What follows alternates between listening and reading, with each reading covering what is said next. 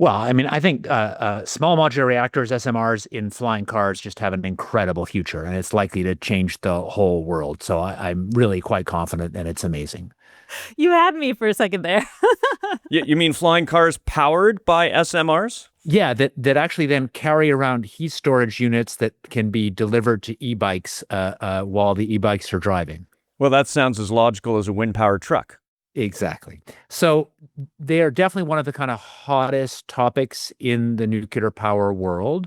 There's an idea that they could really change and fix some of the economics of the nuclear power world.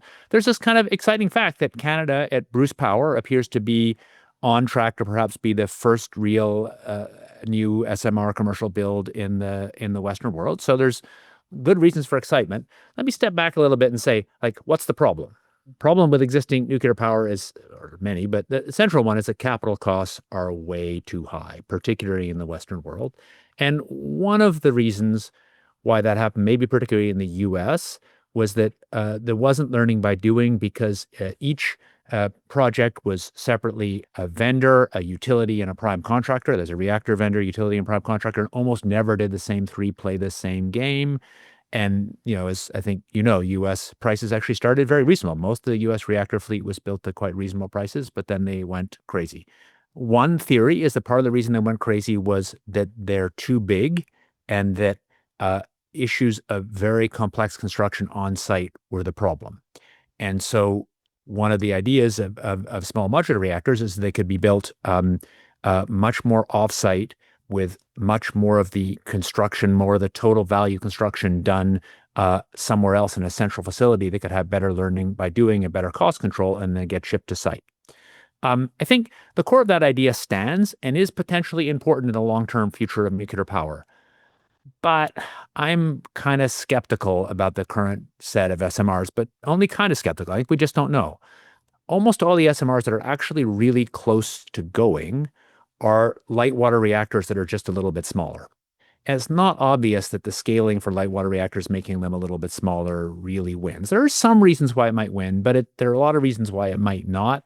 Um, it seems to be solving the problems that the nuclear industry wishes it had, maybe not the ones it actually does have. When I was a grad student at MIT, there were a bunch of people there working on pebble bed modulars that would have been inherently safe. And there was a bunch of designs around that I think could have made sense. And there are companies pursuing this, and China has some version, but that's not what most of the current SMRs are. And so I think the answer is I'm interested but skeptical. And to step back, meanwhile, the world is gradually accelerating the build out of large reactors for real at increasingly reasonable prices. Last year had the highest all-time nuclear power generation. So while a renaissance is too strong a word, a reactor output really is growing. And most forecasts suggest we're going to add 2% a year the next bunch of years, which is really different than what the last decades have been. So I think there's a way in which the nuclear world is actually starting to restart. But it's mostly in terms of reactors that are under construction now, not restarting with SMRs. I'll be done in 1 second.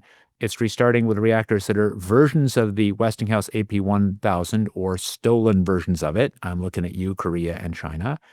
And that thing was meant to have a bunch of modularity, but not by building the whole thing offsite, but by building large pieces offsite. And so it captures some of what SMRs were supposed to capture. So muddy story. Yeah, that reminds me, I had a conversation with John Gorman, who was then the head of the Canadian Nuclear Association, a couple of years ago. And this is actually when we did a show on nuclear with Elizabeth May. And so bringing it to the Canadian perspective, I hear you don't want to call it a nuclear renaissance. However, you're seeing these larger reactors, 2 to 3 gigawatt nuke plants being built in other parts of the world, bringing it here to Canada. He was saying at the time, the only future in Canada is SMRs. And this is a few years ago. But since then, the only SMR that really is being built out is the Darlington plant. It's under construction. Everything else is years, like Saskatchewan, where it makes a lot of sense. And you've got a province that understands uranium and understands nukes, and you're still years away from anything breaking ground there. I'd say a better word than nuclear renaissance is nuclear industry is, I'm not dead yet. That would be a fair thing. Yeah. And I think it's real. There really are reactor builds happening. It's interesting, but renaissance would be too strong. Sarah? Yeah, and I mean, when it comes to this idea of the modularity helping out and the learning curve, I think we have to be a bit cautious in applying the lessons, as we talked about last week or 2 weeks ago from solar, in just how modular it is. And as you were saying, just how customizable or not it is, right? The reason that solar was really able to come down the learning curve so fast is that, as we talked about, you print out these solar or you make these solar panels in a factory and they are the same solar panel and they get shipped everywhere around the world. And you make many, many, many of them in factories that have gotten bigger and bigger. And so if you go back, the nuclear industry actually was the original plan was making the reactors bigger and bigger to essentially try to capture that same kind of economies of scale, which is part of what is driving the price of solar down.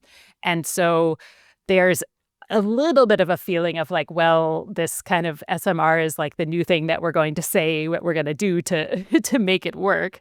And so I think just the number of them, and we have to be a bit cautious.